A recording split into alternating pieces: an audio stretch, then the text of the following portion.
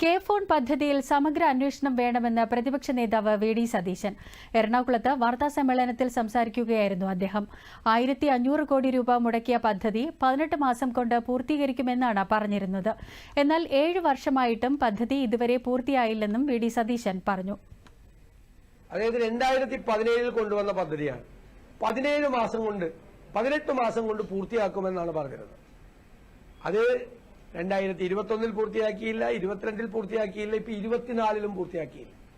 20 ലക്ഷം പേർക്ക് internet connection കൊണ്ടുവരാൻ വേണ്ടിയിട്ടുള്ള പദ്ധതിയാണ്. ഇപ്പോ അത് പിന്നീട് മാറ്റി ഓരോ നിയോജകമണ്ഡലത്തിലും 1000 പേർക്ക് വെച്ച് 1,40,000 ആയി. രണ്ടാമത് അത് 14,000 എന്നുള്ള എണ്ണമായി കുറച്ചു. അവസാനം 7,000 പേർക്ക് പോലും ഈ സൗജന്യ ഇന്റർനെറ്റ് കണക്ഷൻ കൊടുക്കാതെ അതിൽ നിയോഗിച്ചിരുന്ന കമ്പനി പണി നിർത്തിപ്പോയി. അപ്പോൾ എവിടെ പോയി പണം? കേരള സർക്കാർ അഴിമതിയിൽ മുങ്ങിക്കുളിച്ചിരിക്കുകയാണ്.